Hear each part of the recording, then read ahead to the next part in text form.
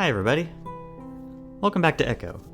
I've had a couple of false starts this recording session, but hopefully this time things go better. We're almost at the end of Leo's route, so let's go ahead and get into that.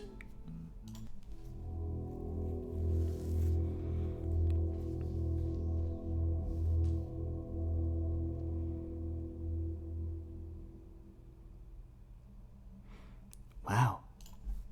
Clint hadn't been lying after all. What? Leo whispers it at me from across the table, not looking up from his phone. Nothing, just finding some interesting stuff. I whisper back. Good. Leo grins, but still doesn't look up from his phone. There isn't much to go off of. After reading through it, I'm pretty skeptical of Haunted Echo, the main source of my documentary. At least the bit of information I just came across references some newspaper articles from 1952. The young wolf named Robert Smith wasn't even a resident of Echo. He'd been resting at the Echo classification yard after taking a train from the capital. He was on his way to the west coast, and once he thought he'd found the right train, he attempted to board it. No one knows exactly what happened. Yet, somehow, his train hopping went horribly wrong, and he was found with both limbs severed 2 hours later. He'd managed to crawl 20 yards north up along the rail before he was found. Somehow, impossibly, he survived the ordeal up to that point. This was mainly due to the mud packs that had been placed on the stumps, halting the bleeding. Of note was the fact that Robert had seemingly become delirious because of the blood loss, pain, or trauma. Likely a combination of all three, actually. He claimed that the bleeding had been stopped by a creature of some kind. When he tried to describe it, he began to sob and scream incoherently. It's hard to say how much of this is being exaggerated by the author. Either way, I don't exactly have time to track down all of her sources, so I decide I'll just have to trust it. My leg jumps as something soft and ticklish brushes up against it. I snap my gaze up at Leo. What? Leo gives me an innocent look while he continues to brush his tail up against my leg. Well, if you're not going to say anything, then please stop doing that. It's distracting. He does stop then, and I feel a little guilty, so I look back up. Thanks for getting a library card just so I could check this out. It's a huge help. He smiles. No problem, Nutria. Not one of your sexier words. I return back to the book.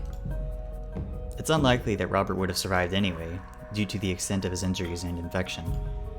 Still, it is of note that he ended up committing suicide a few hours after discovery. He apparently slipped out the 5th floor window of the Peyton Regional Medical Center. Though authorities simply dismissed it as a case of a man knowing that his demise was nigh and finishing the job himself, the author speculates that it had something to do with the horrors he saw on the tracks. I hear a soft whine coming from in front of me, and I lower the book to find Leo draped across the table on his chest. He's looking up at me with huge puppy eyes. I can't help but smile because it's so fucking adorable, even for a wolf as big as him. What? I have a project to do, remember? Yeah, I know, but we've been here for 3 hours now. You should take a break. I look at the time and am shocked that he's actually right. How the hell did that happen? Well, I guess that's a good idea. I was just finding some really interesting stuff. I'm sure that project of yours is going to turn out awesome. He grins and stands up abruptly, grabbing my book up as well so I couldn't continue to read. Let's go get some lunch. It's already almost 3.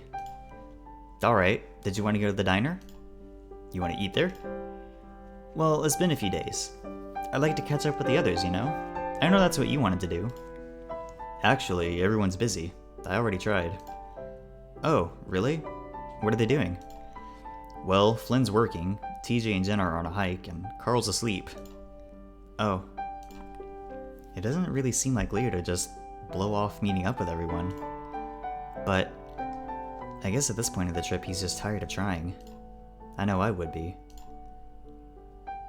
Probably just to show me up after what I said last night, Leo takes me to a semi-fancy steakhouse. He, of course, insists on paying for everything.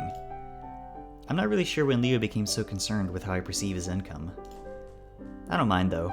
The meal is good and I'm happy not to pay the $30 price tag. It does remind me of his job though, so I ask him about his schedule. He says his parents gave him the entire week off, which surprises me. I remember how Leo worked almost every day in that shop. I guess his dad is just mellowing out with age. Again, I have no reason to complain though. On the way back, Leo nudges me as I'm nodding off and gestures out his window. Peyton High.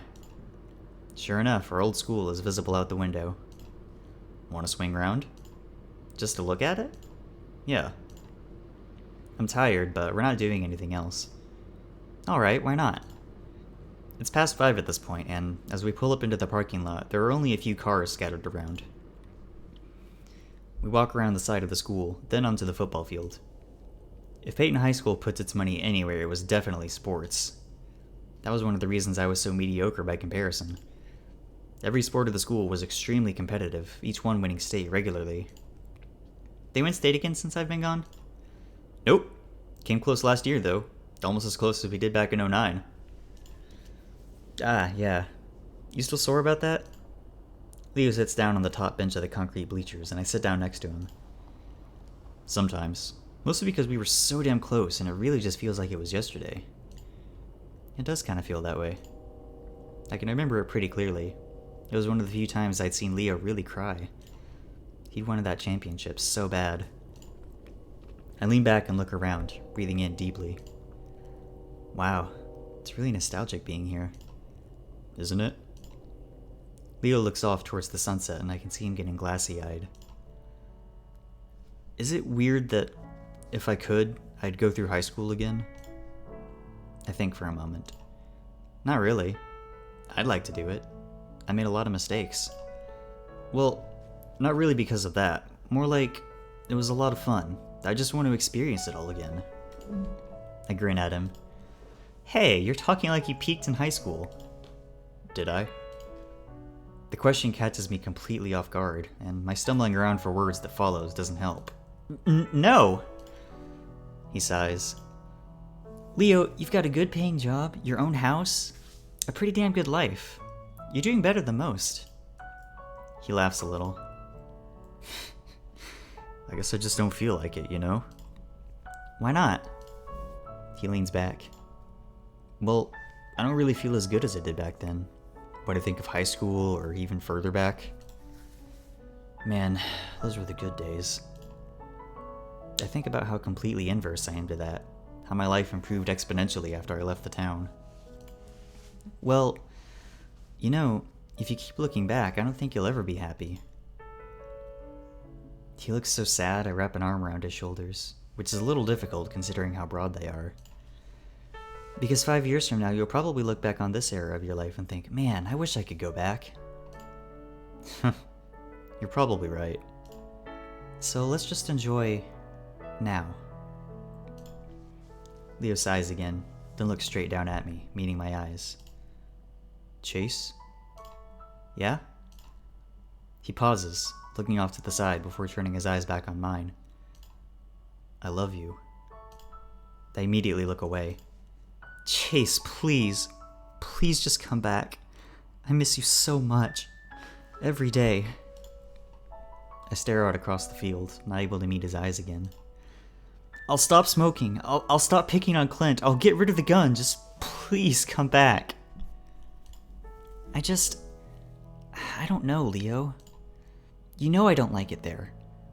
And I feel like I should keep my options open to find a good job, a good place to live. Just for a year or two. While you're getting on your feet, I'll give you a place to stay. That sounds great, Leo, but to get back together, that's like setting ourselves up for another breakup, and I don't want to do that. But then we know for sure, without parents or school in the way. It'll just be us, and then, even if it doesn't work out, there's some closure there. For the first time, I feel myself seeing things from Leo's point of view. I'm not necessarily losing anything by at least trying. And he's right. There really wasn't any closure. Mostly because of me. Leo must sense my indecision because he immediately presses forward. And I'll be making enough to support you while you figure things out. Hey, I don't want to mooch. I don't mind. I just want you to be comfortable so you can do what you want to do. But... Echo... Leo's quiet for a while.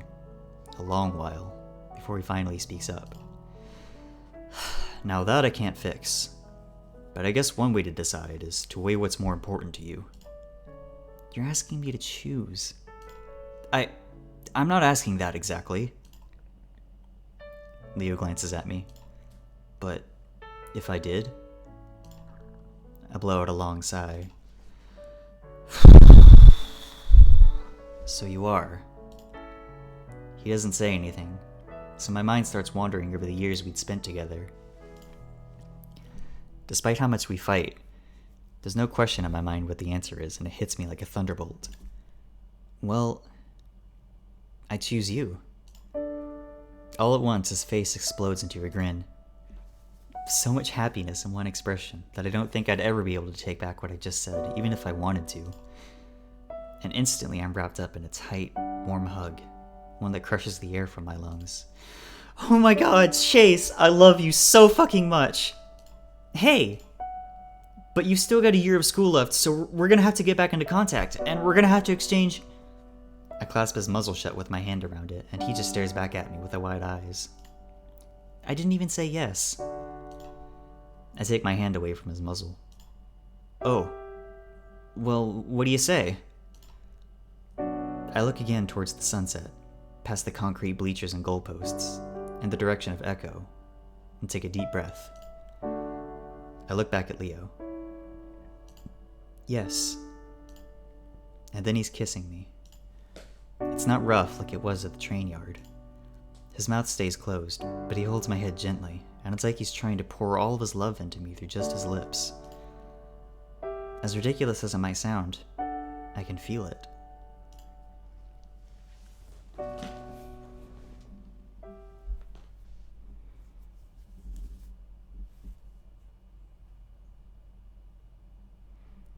Leo's heavy, soft body presses me into the bed, licking and kissing up my neck. His hands slide up and down my body, feeling out everything, and he's gasping like he can't catch his breath. I lay there, my eyes shut as I feel his cock pressing up against mine, writhing every time Leo reaches down to grasp them together. I slide my own hands down his back until they reach his rear, and I squeeze hard under his tail, forcing another gasp out of the big wolf. Slowly, he starts to lick down the length of my body, starting with my chest, then down my stomach. He pauses to snuffle and tease against my navel before his mouth finally closes around me. My eyes roll back as I clutch into the sheets, arching my back.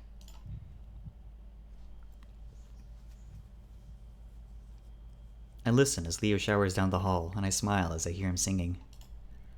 I'd usually shower with him back in the day, but I was so tired I passed out as soon as we both finished. Once I opened my eyes again, Leo was already in the shower. I'm about to drift off again when I hear Leo's phone buzz. He'd been on it all day, probably trying to coordinate a meeting with the others. It's already Friday, which is hard to believe. We had to get together again before we lost the chance. I look over. The screen is already lit up, so I sit up and look. A message from Flynn. Yeah, well, fuck you too. Not exactly a surprising message to get from Flynn, but still, I wonder what they're fighting about. From the sounds of it, Leo is still in the middle of a shower, still rocking out to his diva pop song.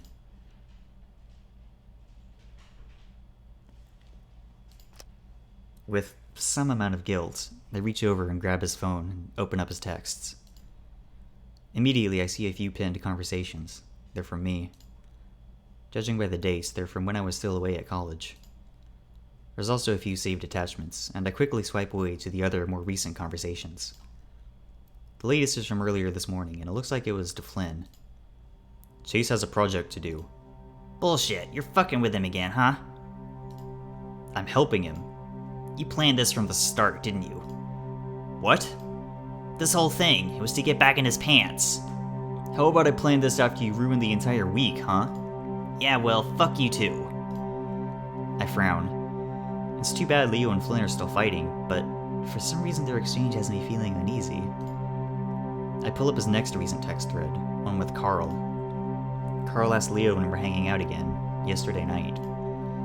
Leo pokes some fun at him about sleeping in the crawl space.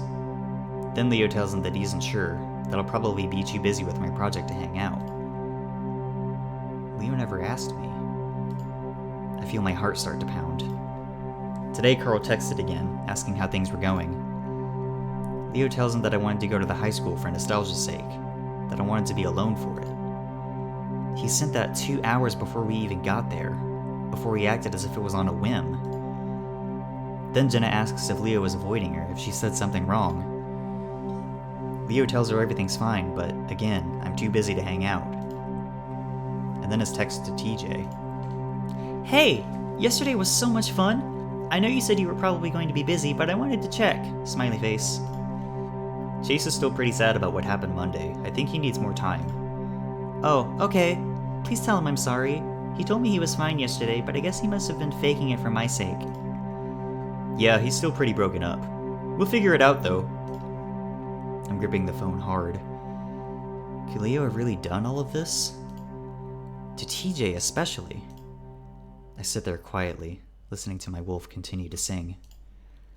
My stomach twists up as I realize that now I have to confront him on this. I've let things slide before, but this is on a different level. I hug my knees and stare at the wall, feeling strangely violated now. As I stare, I see a dark spot with spindly legs move across the wall. The spider pauses as if acknowledging me before disappearing into the dark corner. I sit on hard, uneven ground, shivering as I try to cover myself up with the blanket. My eyes adjust enough for me to realize that I'm outside somewhere, looking through the branches of dead trees to the many stars above me.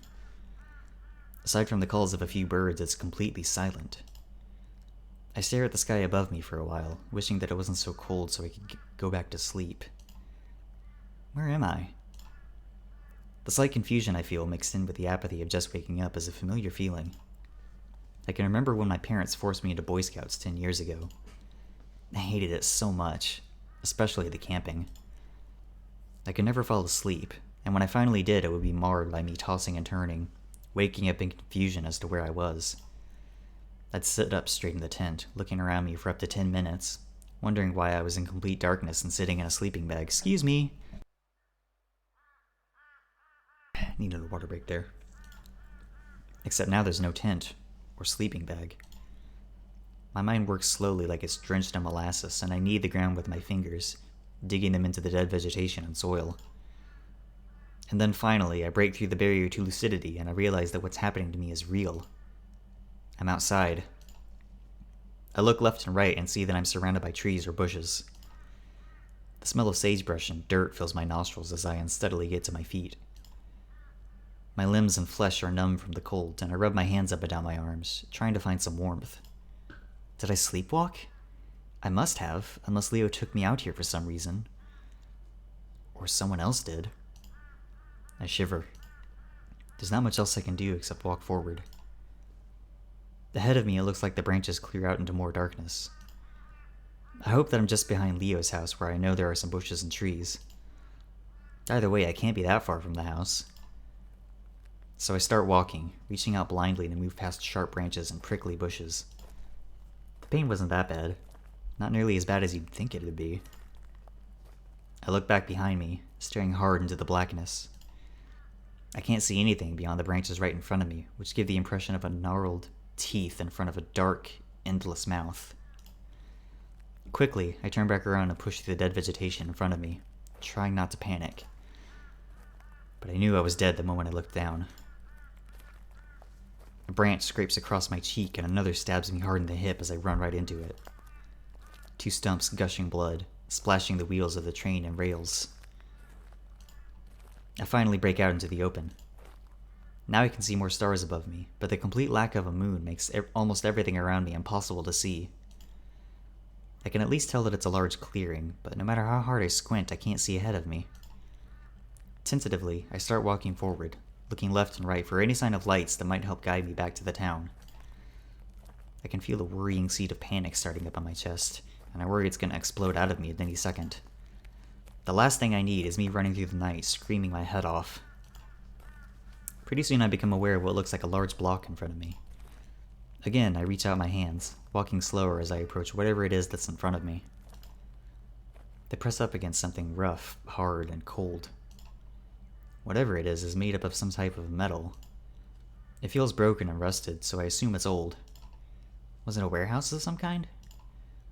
I sidestep to the right until my hands run up against some bars that stick out from the structure, and that's when it hits me. It's a freight car from the old train. Sure enough, the next thing my hands meet is empty space, as I come across what I remember to be the open door I had sat in earlier. That was out of the train yard. I almost laugh. Did my anxiety about finishing the project cause me to sleepwalk all the way back out here? At least now I know exactly where I am. I rest my hands on the edge of the car, breathing in the musty air inside. There's a hint of something sweet and sick on top of it, and it crosses my mind that anything could have crawled inside and died. I quickly move away from the car. Turning my body in the direction I know Leo's house is in, I start walking again, pouring through my recent memories to see if I could somehow remember how the hell I got here. I remember Leo coming back into the bedroom, putting his arm around me, then nothing. I definitely fell asleep. Sleepwalking is the only answer. The sound of rustling behind me makes me jump, but I keep moving forward, not wanting some tiny creature in the grass getting me spooked. Squinting ahead of me, I see no lights yet, which is strange, because I know Echo should have at least a few lights on. The street lights, at least. A loud metallic clang fills the air, and this time I do whirl around. Hello? My voice is still scratchy from waking up, and I cough to clear it. Hello? The loudness of my voice actually startles me, but the response is silence. Did a bird hit it? Maybe I knocked something loose when I was feeling around. I'm definitely not going back to check it out, though, so with a quickened pace I start moving again. That's when I hear more shifting around in the car, like something is rolling around inside. I stop walking again and hold still, pricking my ears as I try to hold my breath, heart pounding. This time I don't call out, and instead just listen. I swallow, and it's so loud I almost jump at that sound. But again, the sound stops completely. I wait a while longer before I start moving again, this time at a slight jog. A crazy thought enters my mind, where I think maybe Leo and I got really drunk, and maybe we both came out here and blacked out. And that Leo is in the train car right now, hungover and rolling around. It's in the middle of that thought, though, that the sound starts up again. It's louder this time, and ends with it cutting off for a split second before something heavy thuds to the dead vegetation below. I stop again, but this time it's so that whatever it is doesn't hear me, knowing that if I keep walking, the heavy crunches of my footsteps will allow for it to pinpoint me immediately. My throat is completely dry, and a new thought enters my mind. It could be Clint. I wouldn't be surprised at all if he comes out here to sleep in the train cars. That would totally be something that he'd do. While it does ease my worries a little bit, I'm not fully relaxed because I know the dumb fuck has a gun. I also know he wouldn't hesitate to shoot at something if it startled him. So I crouch down a bit, waiting, listening, and now I'm pretty sure I can hear breathing. Ragged, wheezy breathing that definitely sounds like Clint. I gather up some spit on my mouth so my tongue doesn't stick to the roof of it and take a small breath. Hey, Clint? I say it gently, quietly, but I'm sure he can hear me. I get some more silence in return, but I also get the distinct feeling that he's listening back. I try again. It's me. Ch. There's an explosion of energy and sound in front of me, but it's not a gunshot. Instead, it's a sense of forward momentum that I can physically feel, that whatever it is in front of me is lunging forward at me. Two loud thuds, one following the other in less than half a second, followed by an explosive dragging sound. The cycle repeats the second it ends. Whatever it is sounds desperate, almost manic, but I don't stick around to find out because before I know it, my legs are carrying me through the clearing as fast as they can. All thoughts of what it could be are gone from my mind as I dodge into the trees and bushes to my right, knowing that if I can break through to the other side, I'll be right in front of Leo's house. What's behind me, though, is moving impossibly fast. Already, it sounds like the distance between me and it has been cut in half, and as I'm struggling between branches and sagebrush, I hear it break into the brush with me. I gasp as full-on panic sets in. Leo! Leo! I scream as loud as I can, knowing that he should be able to hear me, also knowing that he sleeps like a rock. The thing behind me seems to double its efforts at the sound of my voice, and the cycle of its movement increases. It now has the momentum of a gallop. My breaths are coming in panicked gasps, and now I know I'm not going to make it because it's only 3 feet behind me. As if a window opens up in the back of my mind, I see it. 2 clawed hands outstretched towards me. A face that flashes past too fast for me to make out, but I manage to see a lipless mouth. and then it slams into my back and crushes me to the ground against sharp branches and rocks. I gasp as the air is crushed out of me, but before I can suck it back in, those hands wrap around my neck. I struggle and pull, but it's like I'm an ant under a foot. I'm so thoroughly pinned that I can't even budge an inch. There's hissing behind my head and I feel dripping against the back of my neck. Tears squeeze out of my eyes as I try to reach forward, but it's like I'm paralyzed. Paralyzed. I'm yanked back suddenly, my face coming out of something soft and white. A pillow. Chase. Chase, you okay? Leo's husky voice whispers into my ear as I take in a huge gasp of air. Whoa, can't breathe? I cough and gasp, my face wet with tears as I sit in the bed, looking around. Oh, baby, it's okay. Leo draws me into a warm hug and I take it limply, my mind only now catching up. I cough a few more times. Sorry. Paralysis. Couldn't move. Leo rocks me a few times, making shushing sounds. I remember you telling me about that. Good thing I was here to pull you out of your pillow. I nod against his chest, realizing how dangerous it could have been if he hadn't been there. I usually come out of the paralysis in under a minute, but sometimes... I shudder and pull back out of the hug, wiping my face. What did you dream about? I try to think back, but the dream is fleeing my mind as fast as whatever it was that was chasing me. What was chasing me? I can't remember. Leo rubs my shoulder and looks at my face. It's dark, but I can see the white of his eye patches, giving him an almost ghostly appearance. You want to stay up? I can make you tea or something. The adrenaline is already leaving me to be replaced by fatigue, but the offer sounds nice. Sure. Alright, want to come with me? I pause, then shake my head, wanting to collect myself alone for a moment. Nah. No, just give me a second. Alright. Leo leans forward and kisses me on the forehead before leaving me alone in the dark room. I lay back down on my side, trying again to remember what I had dreamed about. I was in the woods, and something was after me. That's about all I can recall. The warmth Leo left in the bed quickly has me drowsy again, and I'm about to drift off when something pokes me in the foot. I try to ignore it, but the thought of an insect of some kind has me reaching down to feel at it. It's hard and crackly, whatever it is, and when I pull it up, I find a dead leaf. Frowning, I pull back the sheets, and there, clinging to the fabric and fur on my feet, is dirt and leaves.